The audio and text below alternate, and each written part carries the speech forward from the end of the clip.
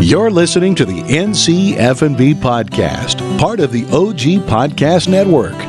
The NC F&B Podcast takes you behind the scenes of North Carolina's food and beverage industry. Follow us on Twitter and Instagram at NCFBPod. This episode sponsored in part by Food Scene. That's foodseen.com, providing professional photography, social media management, video production, and website design. And now, enjoy the show.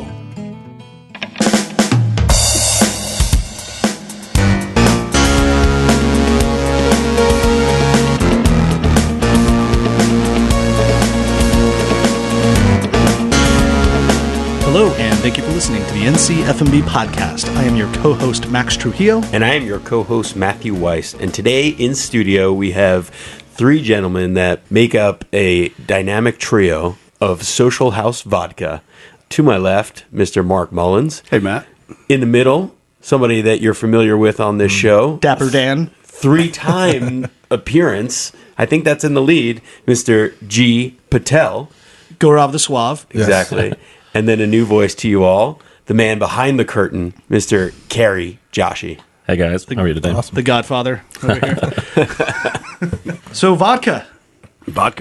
North Carolina. Let's talk about vodka. Let's get right to it. So you guys obviously make North Carolina's Social House Vodka. It's coming out of Kinston. Let's talk about vodka. Let's talk about Kinston. Why vodka, first off? I love it. I second that. Yeah, love it. Breathe it. Unanimous.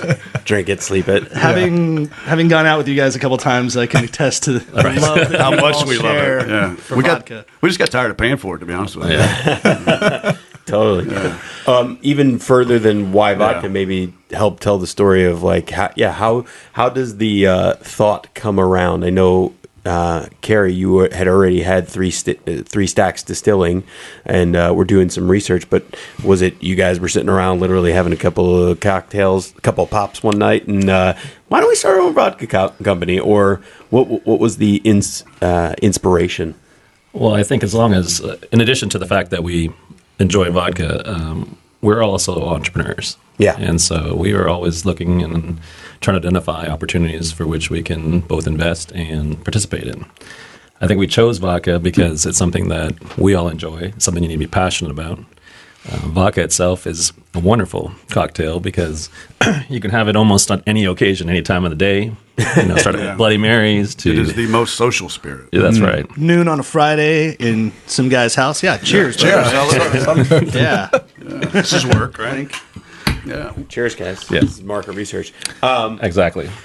So you and G have been friends for a while, known each other. Yeah. Mark, obviously an accomplished spirits guy. You've done much stuff in this business, but how did you all come together on this? Mr. Patel. Yeah. Common link. I met Mark, got almost 12, 13 years ago when I got my first venture started, which is a nightclub bar on Hillsborough Street, and obviously he was on sales side.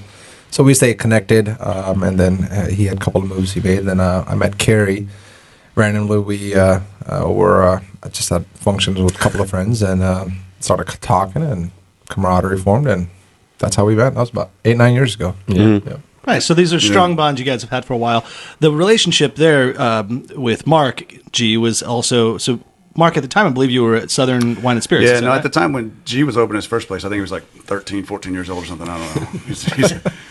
But I was running Virginia and North Carolina for a company called Diageo. So I was representing... Who? Diageo, you never heard of them? Yeah. Diego, yeah. So brands like Crown Royal, Captain Morgan. And so G was opening his nightclub. Obviously, we thought he was going to be a great success, and lo and behold, he was. And called him in a sales perspective, and we built a friendship. And then one thing led to another. I left. I actually opened bought a bar in Richmond, Virginia for a while, and then I ended up in Miami with Bacardi, and then came back.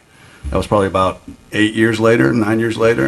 G came back in 6-7 years ago, and G had actually, I don't know, at the time I think he had 8 restaurants, so we reconnected.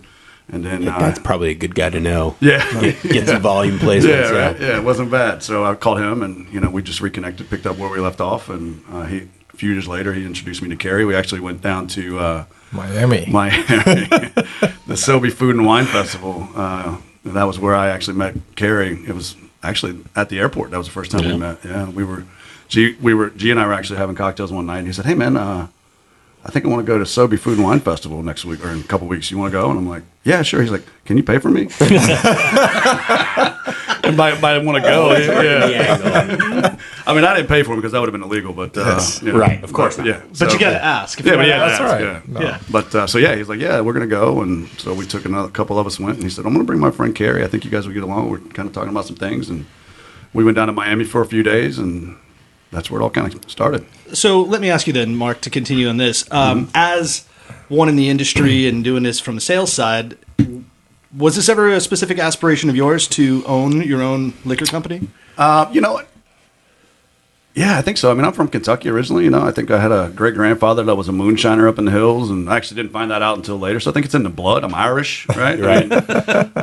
But yeah, I think eventually I'd always kind of wanted to do my own thing. I did leave at one point and bought a bar and kind of dabbled in that a little bit, get that experience.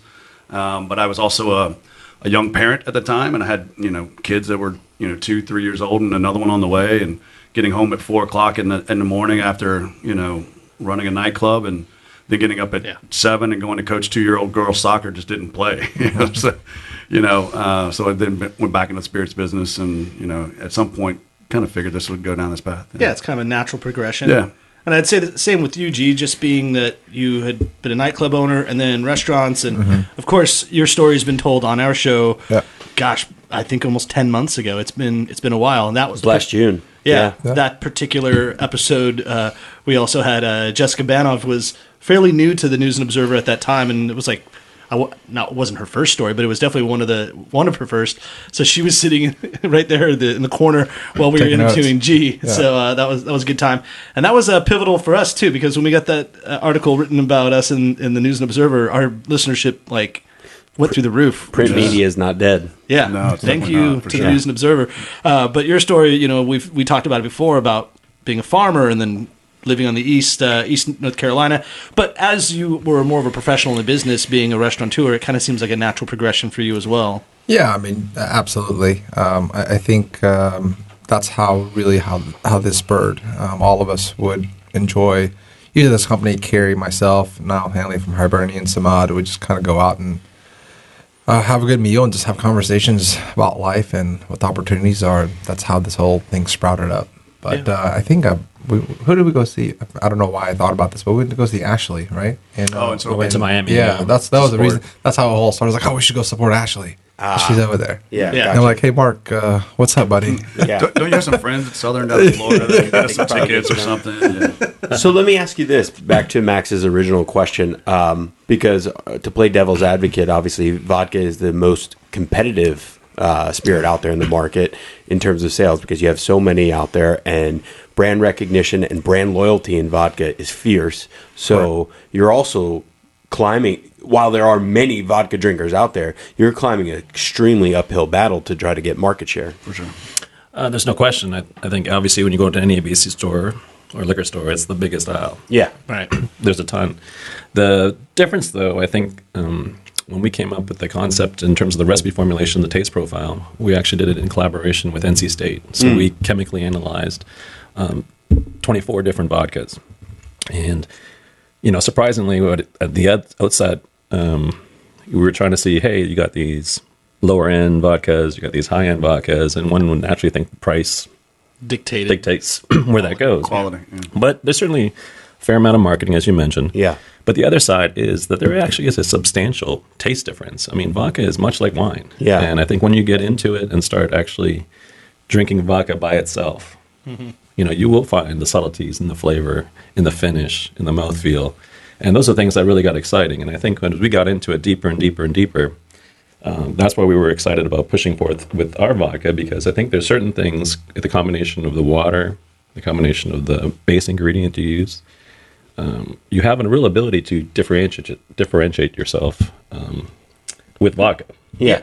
Well, also, I mean, locally, you guys are standout because not only do people know you guys and obviously know G and Mark because of what you've done, and especially in the Triangle, at least on Cary, I don't mean to exclude you, but in terms of the restaurant, he's food Canadian. It's okay. He's excluded all the time. Sorry, only 10% Canadian content, right? Blame Canada. It's very popular in Ontario.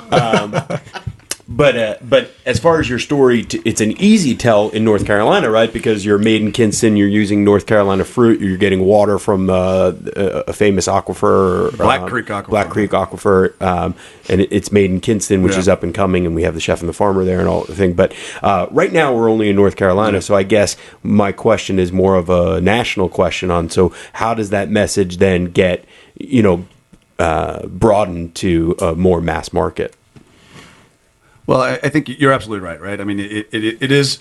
We have one story to tell here in North Carolina, right? I mean, people love North Carolina beers. They're starting to rally behind North Carolina spirits. Yeah. So we can tell that story in North Carolina. But in South Carolina, there's a guy that's making South Carolina vodka. Right.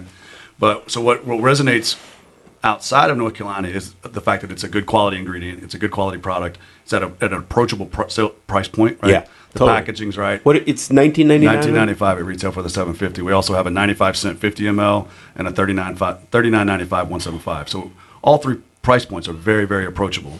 I think the packaging stands out on the shelf as well, right? When you've got 200 vodkas on the shelf, I mean, 80% of the people don't necessarily know what they're going to buy when they go in, or 20% or whatever it is. You got to make sure that you stand out, pop on the shelf, and the pricing's got to be right. Are those Diageo facts? No, those are made up facts. I believed you. Just man. Approximately 20% of the consumer knows what they want when they go in. 80%. And out of those, the female demographic. What you should understand with all sales guys is 75% of all statistics are made up. Right. But no, seriously. But the story behind the three of us and what we're trying to create is actually, I think, will resonate with consumers outside of North Carolina. It's about three guys that got together who shared life's moments together and wanted to create a spirit or a vodka that can enhance those moments, right? And whenever you're sitting around with friends, and we call them social house moments, right? Yeah. That's really what we're capitalizing on is those moments with friends, family that really resonate with anyone, anywhere. And if we can create a spirit that brings that forward and helps people to enjoy themselves with people putting down cell phones, right? Putting down everything, disconnect, and actually be true to each other. I think that resonates outside. Wait, sorry, I was updating my Instagram. Say that again. Hashtag social house moment. And the name Social House, that implies that's like an old name for a bar room, right? Yeah, actually, that's Cary. Cary came up with that. Well, it's exactly what Mark said. Yeah. I mean, the whole goal, it came out in two parts. We were really focused initially on just social vodka. There unfortunately was a company in California that makes some wine, social wine, so we weren't able to secure that because the part of being social, as Mark said, is sharing experiences and time with friends and family.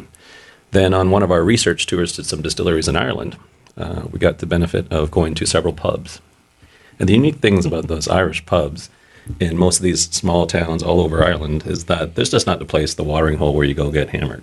These are places where the whole community comes together and talks and communicates. It's a clatch, right? Like that's like what they called it back in the day. Exactly. It's fascinating. From early morning to night, the entire crowd and demographics all changed, and it's a fascinating thing. So I thought for us, plus we also had a good friend, big Irish big boy in town here, also had some influence. It's a really big thing. So we thought that was exactly what we were trying to accomplish, which is, trying to create occasions where we can share Social House Vodka, enrich those occasions around friends and family. Yeah. I love that idea. And I don't remember who said it, but it was one of our early episodes, like top 10, first 10, who said, back in the day, colonial times, when you had small towns and you didn't necessarily have government buildings in certain towns, like everything happened at the local tavern. Right. Town hall meetings and the local magistrates or whatever would get together and actually host meetings, So not only was it social, but it was literally the center of the community. Well, actually, if you know the history of how Raleigh was founded, when they had the Halifax Accord and they're trying to find a new capital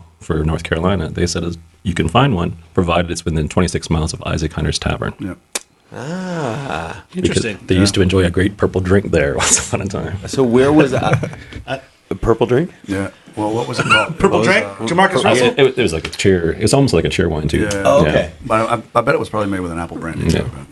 Where was Isaac Hunter's Tavern? 26 miles from here. Yeah. 26 miles. No, actually, it was. So there was two landowners, Joel Lane and Isaac Hunter.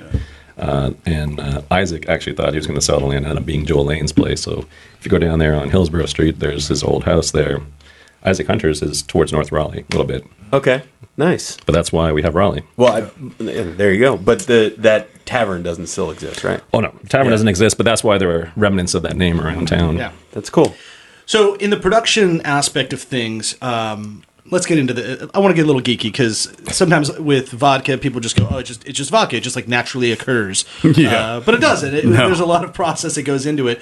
By the way, 100 mixologists I just saw like turn their nose up when you said that. What do you mean? When you said, "Oh, vodka," there's nuances and difference. I just saw 100 mixologists, put their nose in the air. Yeah. But so what's important, I guess, to know what differentiates you from a lot of the like a local distiller, and maybe not even just North Carolina, but just anybody that's doing it in a smaller boutique sense, is that you guys are making your own grain alcohol from scratch. Like you're full, like from farm to glass. So you're not buying anything; you're making it yourself, and you are specifically working with corn, correct? That's correct. That's 100% of our mash bill. So just by accident, it also means that you're gluten free. That's correct. That wasn't by accident. True story. Yeah. Is it? Are there carbs in this as well? Can it be Atkins free? It's Atkins free. It's what was the new one? With shift 30, weight 30s. I don't know. There's something out there. Paleo? Is it? I clearly don't know what it is. Even if you look at some of your statistics on your site, which were written by Mark, so take them with 3/4 of a salt. No, but that was a scientist that actually did that. It wasn't me. Oh, okay. That one was actually real stats. The corn has actually become a prolific plantings in North Carolina. It is. And it's now up to, correct me if I'm wrong, something like a $11 billion industry or something like that? It's a sizable industry. I'm not sure that it count, but actually North Carolina is a corn deficit state. We actually import more corn from out of state into North Carolina. Okay. Oh, But I just did not know that. within Kinston and the surrounding area, which was one of the reasons we selected that, we wanted to make sure we were close proximity to our your source, to our source. And there is an abundance of corn farmers around there. Oh, okay. One of the reasons we have such a corn deficit is the pig industry. Yeah, the pork it's industry huge. is huge, right? So we don't have enough corn in North Carolina to actually supply all of the feed. Pork. Yeah, the feed. Yeah. Okay. Interesting. Maybe if we could have pigs eat some tobacco leaves, then maybe. There you go. Come on, change the diet Seriously. on those pigs. No, actually, we don't want to change anything that the pigs are doing because North Carolina pork is crushing like it. Yeah, the they best love the pork in the world. barbecues, We were talking about it, and they're importing our pork, like I made it, but Exporting, you mean? exporting our pork to China, and everyone's like, "Oh, are they doing that so that they can sell it and sell it back to us?" It's like, no, because the Chinese have recognized that North Carolina pork is some of the best.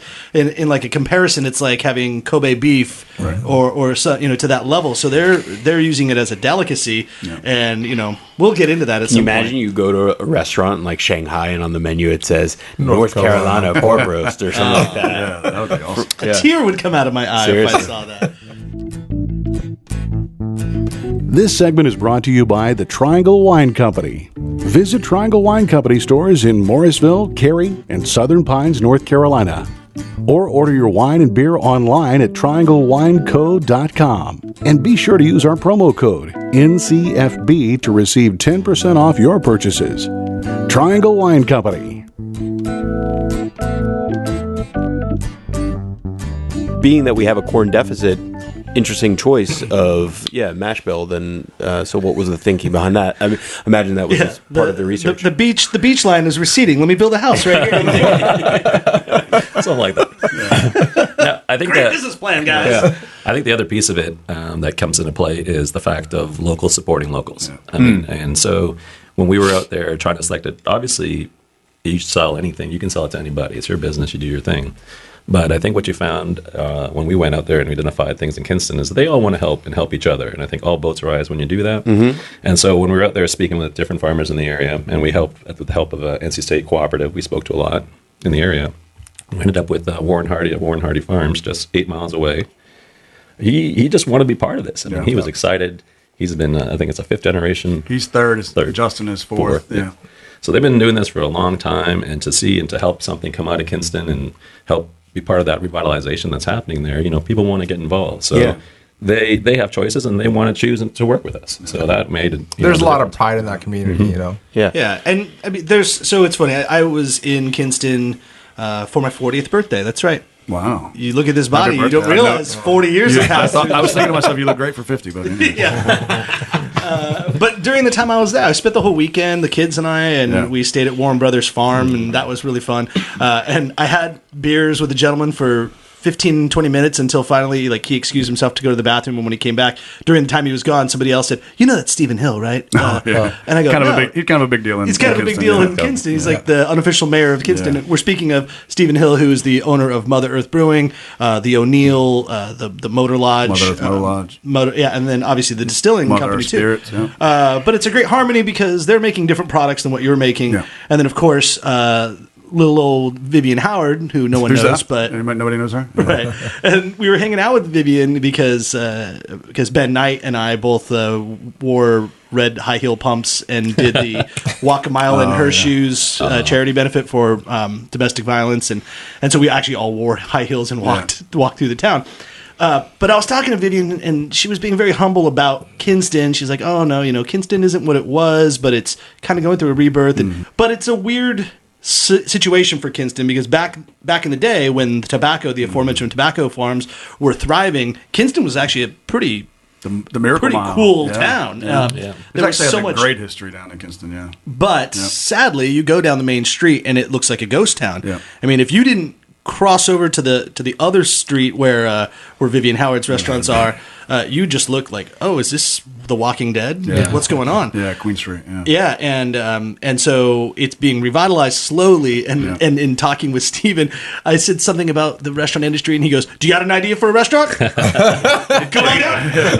What do you want to do? We have anything. Hot dogs, burgers, I don't care. We got buildings. Yeah. Auto stand, I don't care. Yeah. We've had those conversations before. Yeah, for sure. Yeah, but I mean, really, anyone listening right now that's looking to open a place, I think you could probably find some help, some financial help if you want to get to Kinston. The cool thing about, we're not from Kinston, I mean, we're all from kind of small towns, different places, India, she's from a village in India, I'm a small coal mining town in Kentucky, Cary's from Ontario. Ontario. That's I thought you were going to say Canada. It's a small country, kind of a small town, right? Because they know everybody, I guess. But it's good.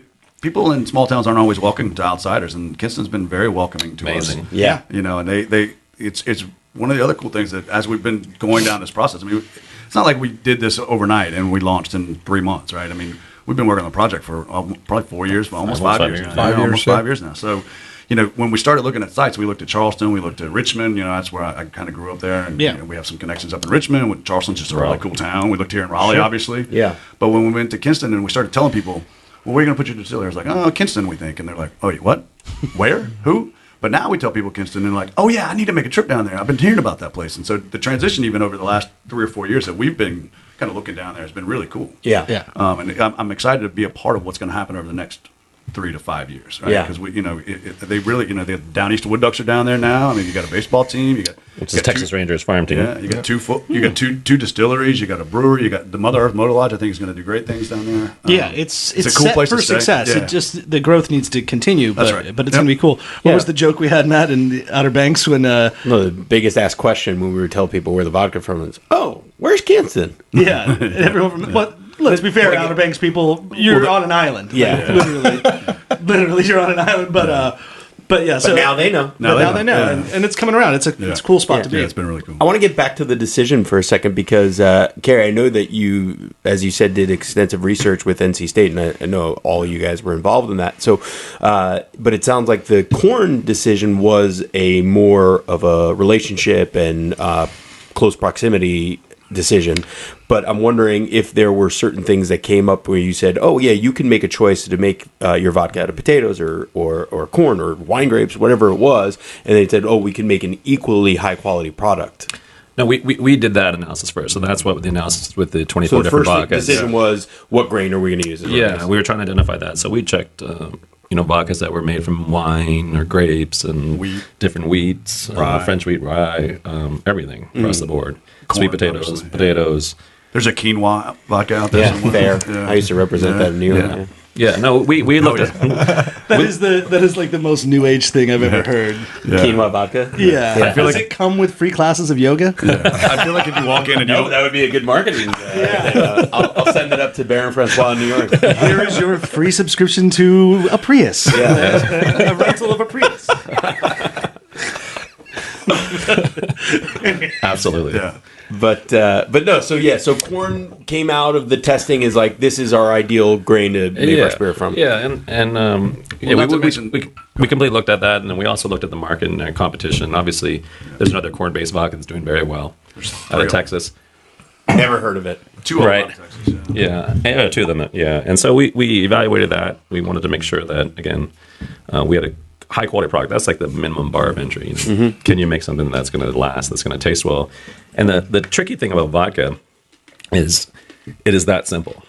And sometimes when you make something so simple, you can't add extra ingredients. You can't add salt and pepper at the end to sort of change the flavor profile, kind of get where you're going. It's like baking as opposed to cooking, right? Yeah. Once you put that thing in the oven, it's either going to happen or not. Yeah. When you're cooking, you can change the profile as you're going. Yeah. And you guys do a carbon filtration, which kind of removes a lot of those congeners. Is that kind of the... Well, most of that's done through the distillation process. So we have a 16-plate column, 20 feet high. And every time you go through a plate, you could arguably say it's a distillation. Every time you hit a plate, distillation. So, our vodka, by the time it's done, is 20 times distilled. Right. We essentially say on the market, there's a whole bunch of discussion around how to use that and say that stuff. We just said 6 times distilled. It's open to interpretation. Right. Vodka distillers or vodka producers talk about their distilling at the same rate as Argentine Malbec producers talk about elevation. Right. I've never met someone that makes a Malbec in Argentina that doesn't claim to be the highest elevation. How is that fucking possible? The highest elevation on their vineyard. It's rare mine. It's seriously like every vineyard. We come from the highest elevation. Yeah. Like that's impossible because I just talked to a guy 2 days ago. He's literally exactly. Yeah. But so distilling is it's almost kind of it's almost like this, like I'm snapping my finger over here, but look over here. It's a thing to say, but it's not necessarily the most important part of the process. It's like the number of times the distillation process is key. It's key, but it's almost a byproduct of the process of making it anyhow. Yeah, the number of times is not as important. Like in addition to doing the analysis of the vodkas, we also visited over 35 distilleries across the country: Portland, Kentucky, South Carolina, Virginia, Ireland. We were all over looking at all different distilleries. And when you hear the person talking about number of times distillation, what you see is they actually have a very small column. They have a 4-plate distillation piece, so they have to run that thing. Yeah. In order to get to vodka, which has to be 92%, 192 proof, like clean vodka, you can't separate. Basically, at 96%, you can no longer separate the vodka. You get an azeotrope. So you can no longer. It's not financially efficient at all to kind of continue to that separation process. So a lot of these smaller stills or distillers that have smaller stills have to run it over and over and over again. And that's where you started to hear this. This is 9 times distill it, and that's why it's better. Right. Well, no, if you had a big enough still and you did the distillation well enough, you just do it one time and you're good. Yeah, exactly. Yeah. Nice. Yeah, work hard, not work smart, not hard. Yeah. So we have a 16-plate column, and so by the time you get a very pure vodka, and then as Mark said, it comes down to the cuts, right? And that's where you do it. So, we have 20, when we started our first cuts and stuff, we had 25-gallon barrels, and we were cutting each one every few minutes just to see exactly what profile it was. We tasted all of them to make sure what was going to go into our final blend of our vodka, which is key. And then the next piece is really the water. Mm-hmm. I mean, the one great thing that we have is we get water pulled from a Black Creek aquifer, which is, aquifer is a big rock, and it takes 10,000 years for the water to flow through this rock, and it naturally filters it under the pressure. So when it comes under That's the awesome. To be honest, I didn't know. It was just a fancy word that I heard. I just went with it. The word is permeates, actually. Permeates. Through these salt and pepper sands. Says G. Over 1,000 years. I don't know how to spell it, but I know what it sounds like. Well, he heard perm, and he was like, oh, I remember that guy. So that was important to me. Still got it. Guests of the NC F&B podcast receive a swag bag, including gifts from these exceptional North Carolina producers: Social House Vodka, Hungry Harvest, Alley 26 Tonic Syrup, Michael's English Muffins, Larry's Beans and 42 in Lawrence, Ramona Wine Coolers, and Happy Hour Vitamins. So that was one of the other, the things that we were blessed about when we found our location is actually 3 wells that go down to the aquifer, and so we get water coming out of the ground at 400 gallons per minute because again that pressure shoots out. So we have ample supply of water that is naturally pure. That's better than getting city water, taking the chemicals back out to try and get back to where So despite the fact that it comes out pure, just because it's a well, we still have to go through a reverse osmosis process as well, just to make sure that it's clean and there's no variation in what happened 10,000 years ago. Yeah. So when we do the Social House Vodka podcast 10 years from now, and you guys are internationally known, will you still be getting water from the Black Creek Aquifer? Yeah. I mean, is that something that sustains for growth?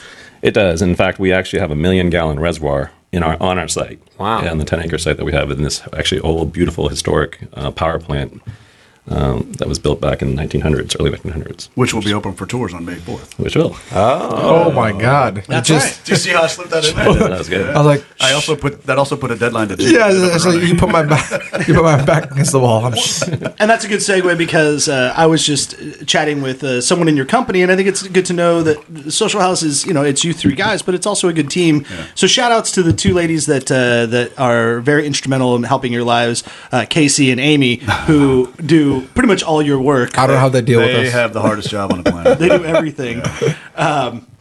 And just so I don't forget, but later on, we have a swag bag to give you guys, and there are also some shirts in their sizes as well for them.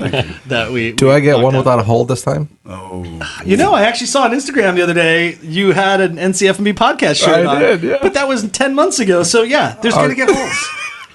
Yeah, I mean, it was a cigarette burn. That's my bad. You were enjoying a social moment. Yeah, that's right. That's it.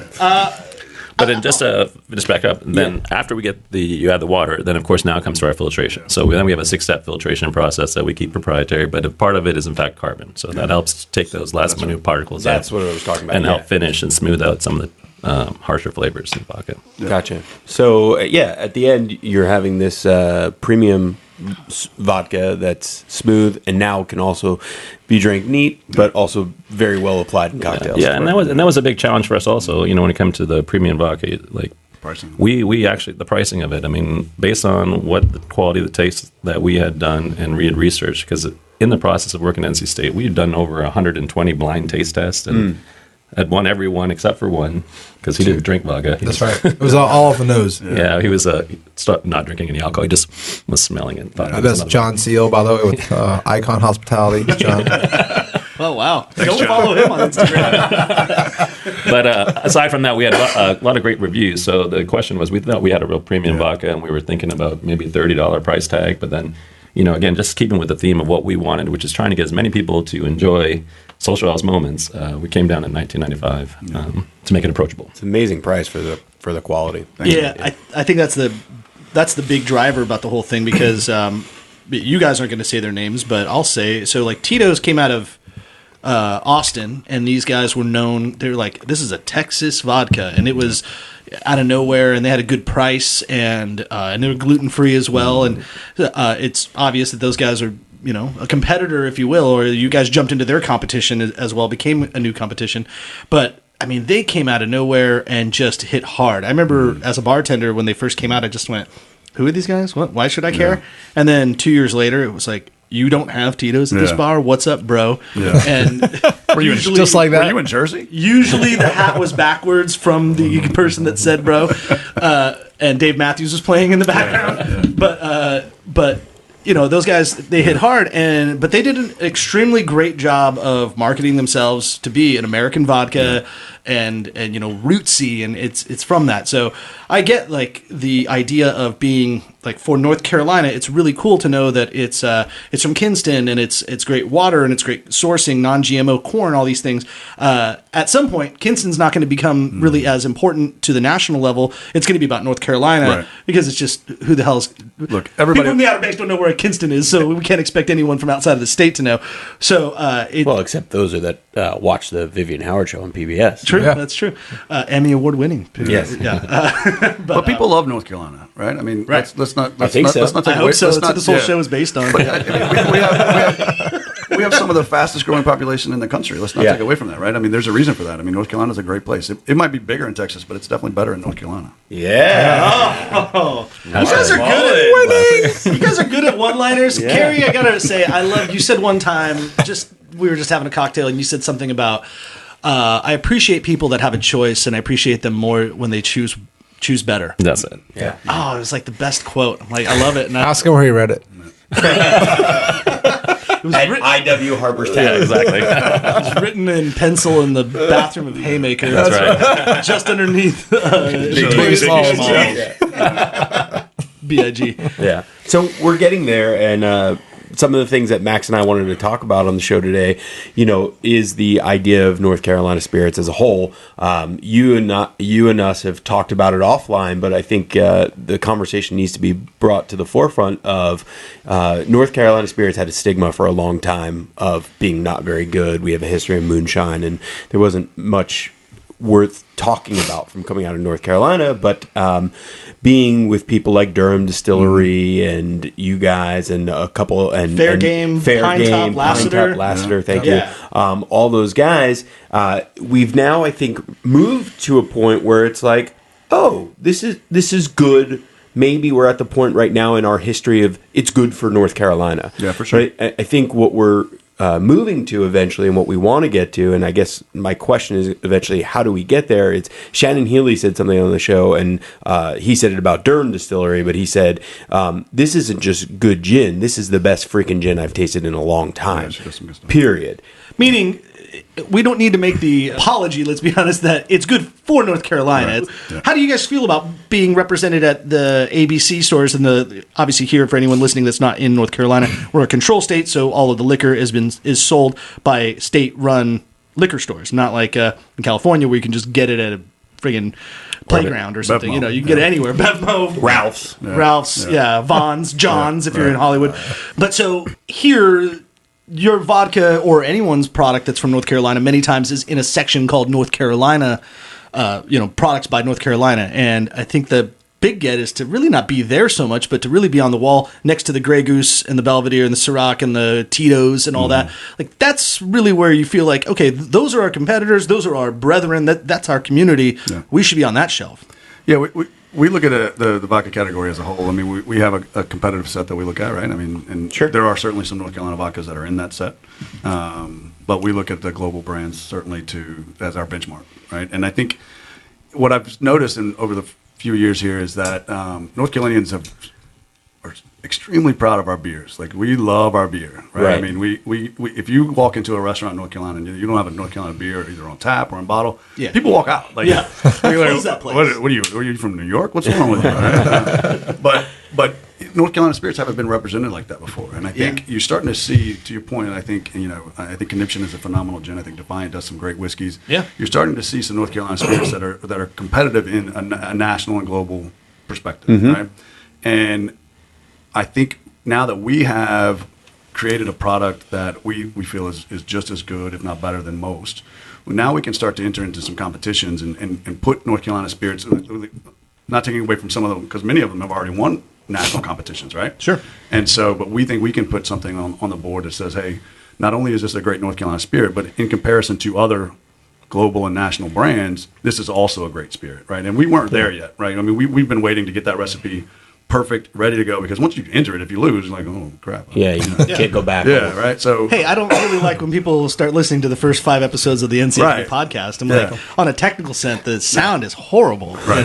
Yeah. So. Hi, Tran, you're great, man. Your content was awesome, episode 1, but the sound was crap. So yeah, I think we as an industry as a whole, we've started to evolve into some really quality spirits. I think, to your point earlier, I think one of you said North Carolina, before Prohibition, North Carolina had more distillery permits than any other state, right? Yeah, in the country. And now it was up until 2005, I think there was one, and then now starting in the last 5 years, I think there's about 50 or 60 now, right? So operating, and with more coming online every day, right? And so, but over the last few years, it's always been moonshine, right? And that helped to spur the moonshine category across the country.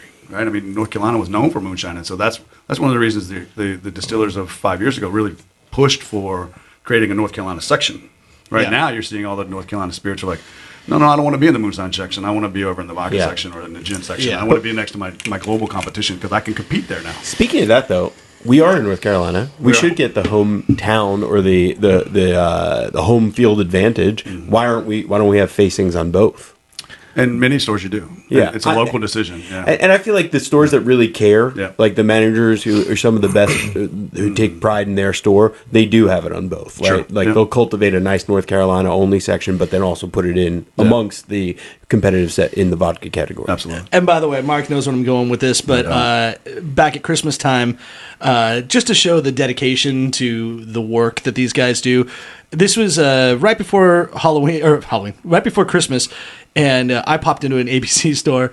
Truth be told, the only reason I was there was I was shopping earlier. I happened to be in Cameron Village, and I was buying stocking stuffers for the family, and I thought, oh, I need to buy myself a bottle of bourbon to put in my own stocking. No joke, that's why I was there. That was the sole reason. I went to go buy a bottle of Elijah Craig. It's one of my favorite bourbons. And so I could walk in there, and I'm in the North Carolina section just because I like looking at the North Carolina section. And a guy next to me, who I didn't know, was looking around, and he looked puzzled. And I said, do you need help, man? Because I know a thing or two about this stuff here on the wall. And he's like, yeah, I'm getting a gift for somebody, and I want to have it represented here, but I'm looking for bourbon. And I go, well, you're in the wrong section. And he's like, what? I go, no offense to North Carolina, but they're not really known for their bourbon. Yeah. To which I look over, and who happens to be to my left? It's Mark Mullins. Stocking shelves. Stocking shelves for Social House Vodka. He's the owner of the company, one of the three guys here, but he's out there stocking shelves, making it look right. And Mark, to his credit, he didn't hear what I said. He thought I was bagging the state of North Carolina. Yeah. He goes, excuse me? And I went, what?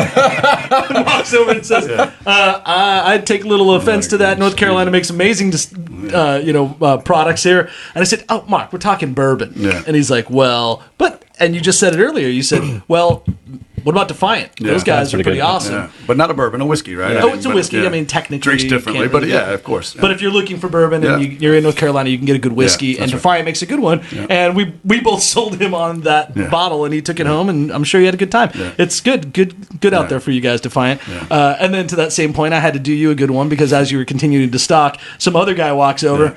I'm here to get some vodka. What should I get? I'm like, you should probably get that bottle of Social House over there. I heard that it's gluten-free, and it's made locally here in North Carolina.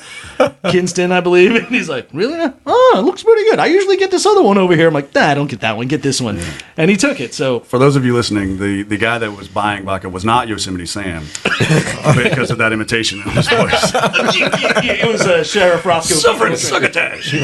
I'm also thinking that maybe someone needs to incentivize Max to just hang out in the ABC. Yeah. Sell North Carolina brands. Yeah, push people towards Social House. You make it sound like I'm not already doing that. I'm doing that free pro bono, bro. He's like, who's that guy that you're just talking to me? He's like, hey, man, you need help? Do you work here? No. As funny as that is, that actually is some of the things that both Mark's working at the Spirits Association and also the Distillers Association is actually to do in-store tastings and things like that, because the challenge is, or in which your earlier question or where you're leading is, what do we need to do to make this happen? Yeah. And what it is getting trial done. You need to find ways in which we can get consumers to taste it, because if they can't taste it, they'll never know. Yeah. Right? So we actually do a tremendous amount of events. G handles that for us, and we try to get to as many community service things as we can. Yeah. We're up at which we just calculated for 2017. For in 6 months, we volunteered about 150 community hours, and then we helped raise $180,000 for various events. And that was a short time. That's when we launched the company. But those are court-appointed hours. Yes. Again, Max, for Mark. We don't need to tell people that. No, that's awesome. You guys are doing things all the time. Yeah. In fact, that's a good time to talk about the NCF and Bar. So we are always out and about doing things as the NCF and B, AR Bar, and we love working with different distillers. And for us, Matt and I, we like bartending. We like getting out in the area, but we don't make anything. We make things with the things that people make. So at times, if we use your products or we use the aforementioned Conniption Gin or Lassiter Rum, we did a great dinner with them and John May over at Piedmont. Yeah. That's always fun to really highlight the beauty of what's being made in this state but make it applicable to everybody else and be like, okay, it's not just cool. This is why it's cool, because it can be used in this function. Kudos to you for being a part of that and being community leaders and making. Also, thank you for stepping up for last week. Thank you for helping out the Me Fine at the Model Health Charity. That was a lot of fun, and we appreciate you stepping up. Max, you had to ask Max to bartend at a model event. That was a really good job. I mean, he didn't get just altruistic spirit. Yeah. This is how the conversation went via text. G, hey man, are you busy day after tomorrow? I need a bartender. I don't know. What is it? What's the event? It's an event called Models for Charity. I'm there. My schedule just cleared. And Chef Bobby McFarland helped me out. It's funny. Bobby's just a good guy. Barback, Bobby McFarland. Yeah, I go Barback Bobby. Yeah. Bobby, do you want to? And as he's known in the Trujillo household, Snobby McFartland. Do you want to help me bar back? When Bobby showed up, It was I go, ridiculous. hey, Bobby, you're going to be bartending. He's like, what? I go, it's double what we expected. He's like, oh, shit. I'm like, do you know how to make drinks? He goes, I know how to cook food. I'm like, same thing. It's fine. Same thing. It's liquid. Figure it out. It was Start actually with quality really- ingredients and make something good out of it. I think that might have to be, maybe we got to do that someday. That's a dining experience, is let's take awesome chefs and make them the bartenders, and take awesome bartenders and make them the chefs. No. And flip it. I'll just be drinking at that event. No, because let's say this. John Parra of the recently RIP Standard Foods is a great guy, but he has mentioned before that he cooked. Yeah, a lot of people had like chef experience. Anyhow, but there are good bartenders that know how to cook. And then it would be really cool to see chefs make cocktails. That's a whole series in itself. Let's do that. Called Flip Flop. Awesome. NCFMB. Flip flops in the summer. We'll do it at the beach. There you go. Flip flop dinner. Yeah. Outer Banks. So just to get back to a second, Heaven Hill used to have this thing where you're saying people need to taste it. When I worked for them, we need to get sips to lips. Yeah, liquid That's it. lips. Yeah. And so just real quick, Mark, are you still president of the NC Spirits Association? I am. Wow, we're sitting here with presidential. Yeah. I saw. It's funny. I didn't even notice the Secret Service until Yeah, well, now. they're outside. They're hidden. Yeah. It's kind of a big deal. It is a big deal. What are some of the things that we can look for, or some of the things that you're trying to push forward as far as North Carolina and alcohol and beverage in general? Yeah, so I think it's things that people, in the industry would already assume, right? So we're looking at, last year with the brunch bill, we were able to pass moving up, breakfast or brunch cocktails to 10 a.m. instead of noon, right? So, and you could actually buy beer and wine before noon at And just to grocery reiterate, stores. that wasn't just so we could all be bigger alcoholics. No, That there's a reason for it. generates a Yeah. lot of There's a revenue lot for of restaurants revenue, and people. and Yeah, but the businesses. addendum to that rule was probably the most impactful for companies like yourself. We were able to sell 5 bottles to consumers versus 1. Yeah. At the distillery. At the distillery. That's right. Yeah. Yep. That's really good for like mom and pop shops It is. too. I mean, if you have a good wholesale distribution, then yeah, it's fine, but that's not your source of income. But if you're small and you're trying to It's huge. do something, it's And then also Look at wineries. the expanded tasting at festivals. Yeah, festivals, yeah. So Yeah. we're able to go, and even so being part of the legislative process now is actually quite interesting, because even in the wording of that, it specifically called out balloon festivals. Yeah. Like we're Brian able, Hoyle. yeah, we're Free able to go pass. to balloon festivals now and do tastings. Right? So right on the other side of this Yeah. wall, literally on the other side of this wall, is Brian Hoyle. That's Yeah. his house. He's the voice of the NCFMB. He introduces the show. Yeah. He is also Brian, knock if you can hear us. I'm trying to sleep, gentlemen. But he is he's the president of the Freedom Balloon Festival. So he must know somebody in the legislature, because that got put in there very specifically. Yeah. So right now, though, so North Carolina legislature, if you're not familiar with it, we have a short session, we have a long session, right? 2018 is a short session. So really they come in and they really only talk about budgetary kind of stuff and anything that's already kind of left over from last year. They don't really introduce any new legislation, right? But one of the things that are on our agenda for the next couple years now and in 2019 in the long session are actually potentially looking at Sunday sales for spirits in North Carolina ABC stores, right? Because right now you can't go into an ABC store to buy on Sunday, right? We're looking at happy hour potentially at bars and restaurants. We're looking at sampling at ABC stores, right? So you can actually, like you go into a Harris Teeter now, you can Taste wine, taste beer, wine and yeah. beer, but you can't do that in the ABC Yeah, stores. and you can do it in Virginia, which is also a You control can. state. Which is And I think that's some of the concerns around the legislation and control piece of the North Carolina system is they want to make sure that we don't become a New Orleans type environment where everybody's just getting hammered and going around. And nothing wrong with New Orleans, because I've had a great time there before, but they want to make sure they can continue to control it. And you've got legislators that believe if they open up the system to happy hours and things like that, that we're automatically going to become heathens and we don't know what we're doing. We can't control ourselves, right? right. Obviously, discounting alcohol is still the only thing that's regulated, right? So if you do it, you got to do it for the entirety of from open to close of business.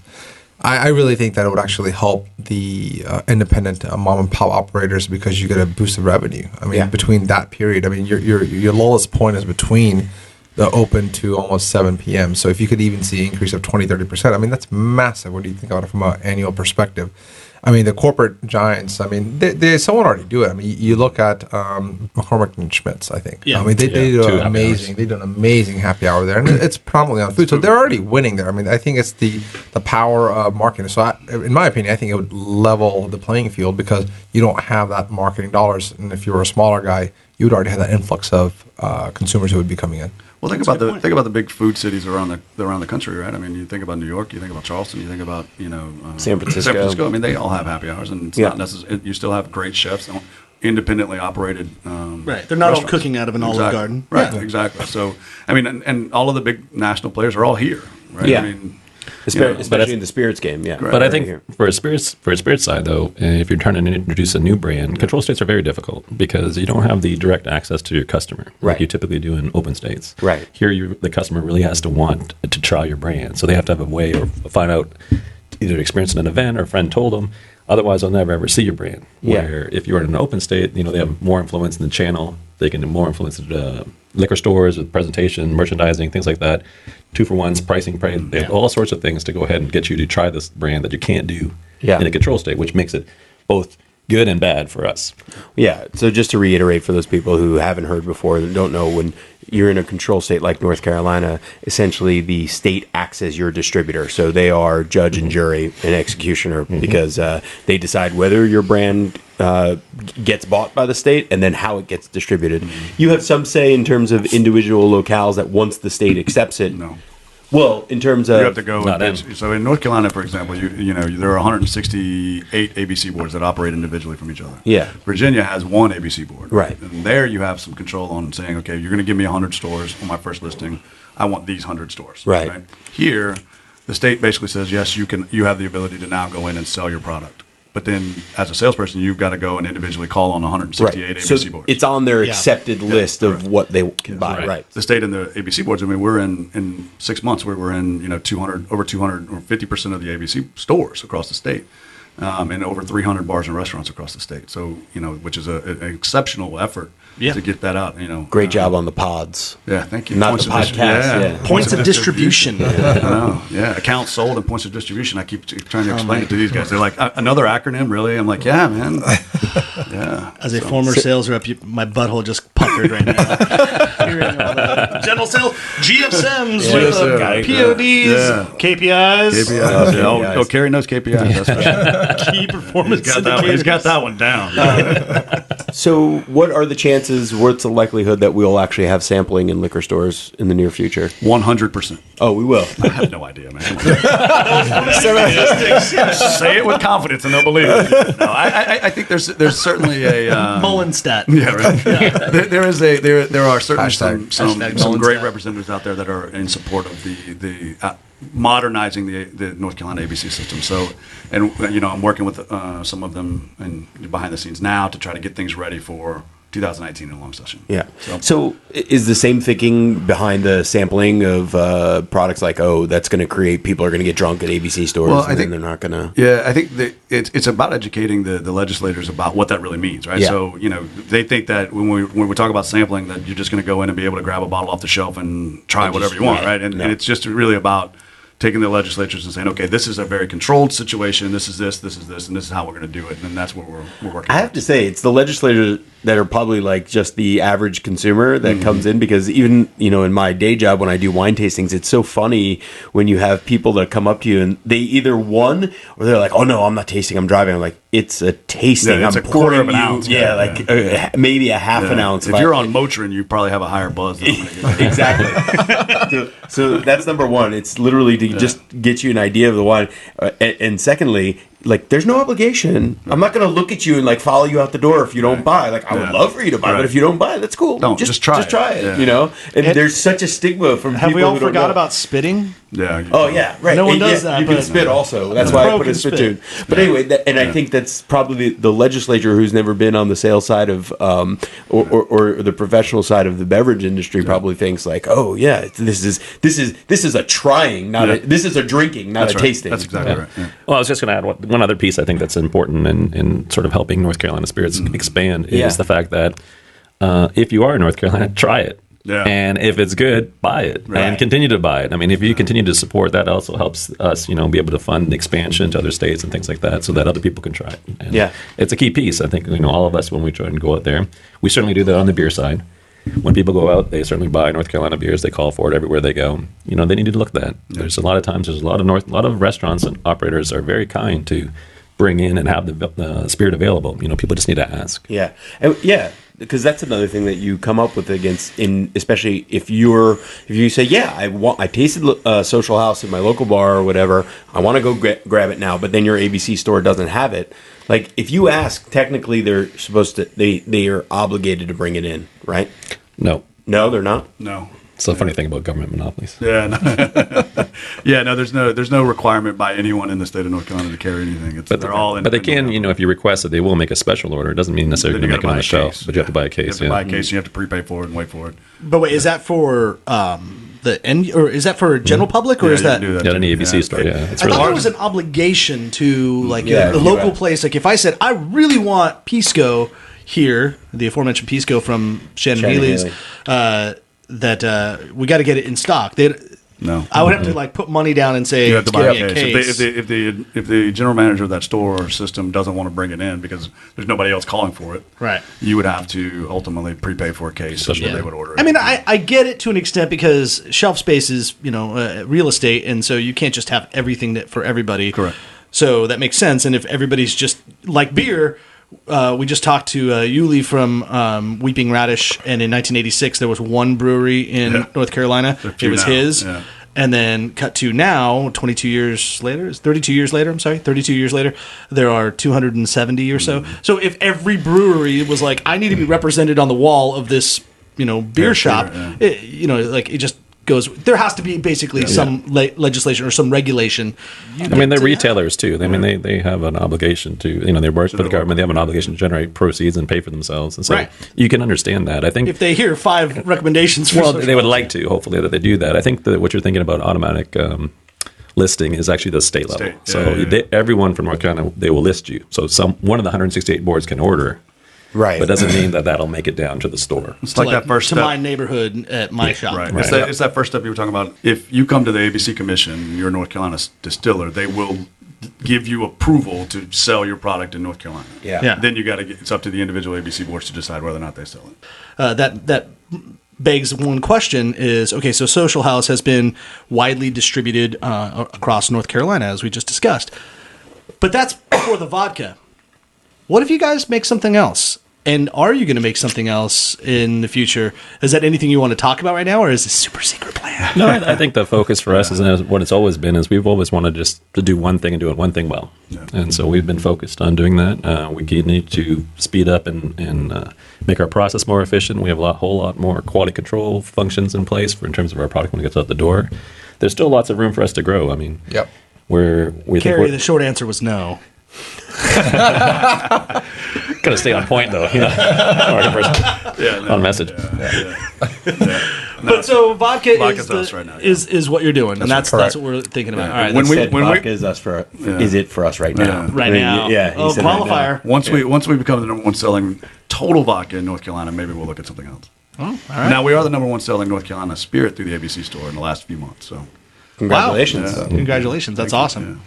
Well deserved. Thank you. And there was a question they probably should have asked earlier when we were just talking about vodka in general, but I would love to know, did you have, let's say, a vodka muse? Are there vodkas out there that you look to and go, that's a good vodka. That's a vodka that we would like to be like, or one that I personally would love to drink? I wouldn't say to be like, but I mean, obviously there is ones that I like. I mean, I think Purist probably was one that I came across that I enjoyed personally. I'm sorry, which one? Purist. Yeah. Purist. It's an Italian. Yeah. It's Italian. That's way too geeky for me to and now being on this side of the business, I have no idea how they fill that bottle and how they package it. I'm packaged like holy. Is that listed in North Carolina? Yeah. It is. Wow. Yeah. Not that you need to buy it or anything. I just want to. No, I mean, you ask a question, so I want to answer it honestly. Yeah. I mean, for me, I've been in the business a long time. The first time that I actually had to go into an ABC store and buy a bottle of vodka was last February. So I always drank the things that I sold. Right, I've sold Kettle, I've sold Grey Goose, I've sold Smirnoff, Ciroc, Belvedere. I've kind of always drank drank those just because they were free. Yeah. But they're great products. Got to make sure the samples are still showing well. Yeah. But I think if I had a choice at the time, I would always drink. I was a Kettle guy. Kettle. Yeah, I think they I was a big put out fan a of good Kettle quality One, too. product. Yeah. So I used to sell Kettle One when they were with Southern in Los Angeles, and then they jump shipped to Young's Market. Those are the two, like Coke, Pepsi out in Southern California or in California. And I laughed. It was like, damn, I'm not going to get any more samples of Kettle One anymore. Yeah. Damn, they're like going over there, and then I'd call like my Young's Market rep, like, hey, bro. Yeah. You want to trade some? You want to swap? You want to trade some stuff? Yeah. It's all Get you some about Jack Daniels if you want to give me some of that. That's kind of how it works. The rep swap. Yeah. What about you, Cary? What were you drinking? What was I drinking prior to before Social House? I was, pretty much. Water. No, From the Black Aquifer. Yeah. yeah, exactly. Black Creek Aquifer. I think prior to Social House, I was really just drinking like Mark Kettle One. Found some of them had some other floral pieces I didn't really care for, but Kettle is nice, clean. Yeah, it's good. I mean, Yeah. Mark was always sampling. That's why we. Yeah, so it was also. I was waiting for G to say, well, it depends on which rep I was with. Exactly. All right. Well, I think we're getting close to the end of the show, Matt. Before we initiate the next level of our show, You guys came bringing gifts of Social House Vodka, so we reciprocally have some gifts for you in our thank you. now Awesome. patented swag bag. Nice. There you go. Thank you. And in our swag bag, you will find lots of good stuff, like water. 32 in Lawrence, which exclusively uses Larry's coffee beans. You'll find some Larry's coffee beans in there. And 100% of their coffee is fair trade, shade grown, and organic, and slow roasted to bring out every notes of ingredients and flavor. So you have Ramona, a friend of the show, Jordan Salcido. She's making the Sicilian Ruby Grapefruit Wine Spritz. Doesn't need a glass or a bottle opener or an occasion to drink it. All natural, gluten-free, vegan. Enjoy Ramona responsibly, just like you'd enjoy. Live socially, enjoy responsibly. Yeah. And a good thing for anyone that's intoxicated or about to be, get Happy Hour Vitamins. Happy Hour Vitamins, specially formulated multivitamin for people who drink alcohol. It's there to kill your hangover before it even starts. Turbocharge your energy and metabolism. It's created in Wilmington, North Carolina by the very own Ben Shaw. He was a former bartender. And they work. They really work. They do. Little interesting factoid, Ben Shaw actually used to work for me at Southern. Oh, look at that. All goes full circle. Yeah, I know Ben Shaw very well. We'll have to get the real He's a dirt good on guy. you. And once your hangover is cured or non-existent, enjoy a Michael's English muffin, which is also in your bag. And these are, of course, rooted in French cuisine. And Michael's brings the very best English muffin, no matter what country you're from, be it India or Canada. These particular ones, because we meet up with Annabelle Commissar all the time, and we get these English muffins fresh every morning before we have a guest on the show. Never before have there been sweet potato cinnamon English muffins from Michael's, but that's what you guys have in your bag. Fantastic. And you also have G's holding a little case. I think since there are three of you, don't split it up. In fact, put that in your offices. That is a Luigi Bormioli white IPA beer glass. There are 6 of them in that box from our friends at Bauscher Hep. They have a local office here on Glenwood. You know what else you can drink out of those? Vodka. Boom. We drink it out of anything. Mason jars, whatever. Yeah, all the glassware provided too has all been by Luigi Bormioli, courtesy of Bauscher Hep. These are nice. Thank you, guys. I think we've got everything, right? I think we hit it all, guys. Yeah. Well, thanks for what you guys are doing, and not only in the community, but for representing North Carolina spirits. And we loved hearing your stories. So live socially, enjoy responsibly, and you will eat and drink very merrily. Yes, that's right. Thank you guys for having us.